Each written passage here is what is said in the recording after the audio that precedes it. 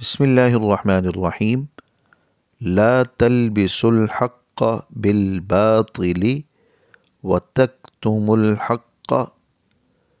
سورہ بقرہ کی 42 نمبر آیت کا یہ جز حق اور باطل کو آپس میں گڑبڑ کر دینے سے ممانعت کے بارے میں ہے۔ لا تلبسوا، تم ملا نہیں دو، شروع میں لا روکنے کے لیے ہے، اور اس لفظ کے شروع میں جو تا ہے اس سے مراد تم، اور لفظ کے آخر میں واو الف سب کے سب کا ترجمہ دے رہا ہے۔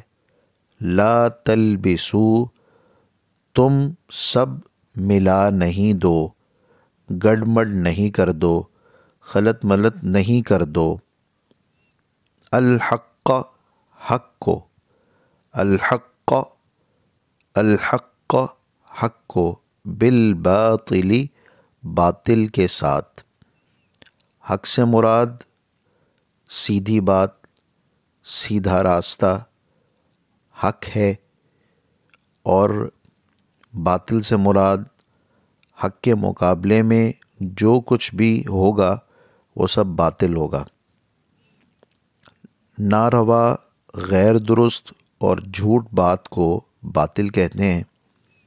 لا تلبسوا الحق بالباطل، لا تلبسوا الحق بالباطل، تم حق کو باطل کے ساتھ ملا نہ دو، وتکتموا الحق، وتکتموا الحق، اور تم نہیں چھپاؤ۔ یہ اصل میں لا تکتموا ہی ہے، لیکن لا کا لفظ چونکہ شروع میں آ گیا تو دوبارہ یہاں پہ نہیں لایا گیا۔ مراد کیا ہے؟ تکتموا، تم نہیں چھپاؤ، تم نہیں چھپاؤ، الحق، حق کو۔ تکتموا شروع میں جو تا ہے اس سے مراد تم، اور لفظ کے آخر میں واو الف سب کے سب کا ترجمہ دے رہا ہے۔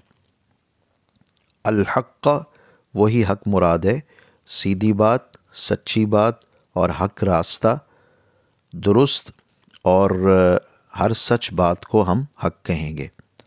وَتَكْتُمُ الْحَقَّ، اور حق کو نہیں چھپاؤ۔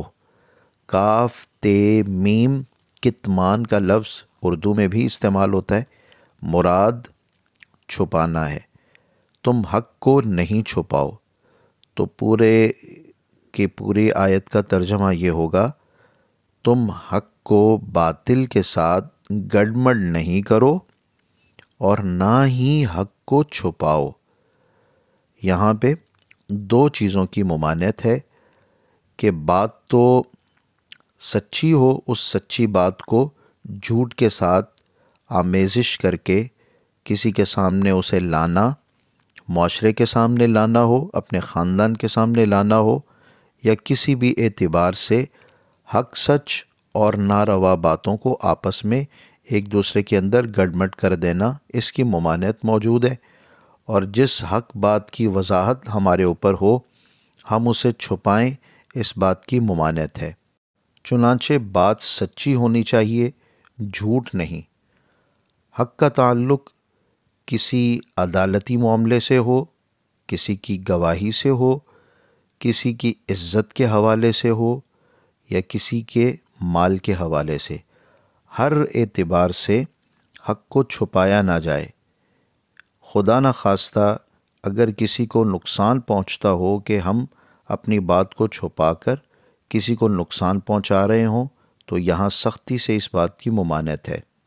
کسی کے نقصان کی صورت میں قطعی طور پہ حق کو نہ چھپایا جائے، لیکن اگر حق کو چھپانے سے ہماری جان بچتی ہو اور حق کو ظاہر کرنے سے جان جانے کا خطرہ ہو تو جان کو بچایا جائے اور اس بات کو حکمت عملی کے ساتھ چھپا لیا جائے۔ بالخصوص یہاں رسول اقدس صلی اللہ علیہ وسلم کی ذات والا صفات کے متعلق جو حق بات ہے، جو سچ بات ہے، اس کو معاشرے میں عام کرنا، آپ کی ذات کی بلندیوں کے ساتھ کسی بھی ناروا بات کو نہ ملانا، یہی حکم یہود کو تھا، اور خصوصیت کے ساتھ امت محمدیہ کے افراد کو نبی اکرم صلی اللہ علیہ وسلم کی ذات کے متعلق حق کو چھپانے سے روک دیا گیا۔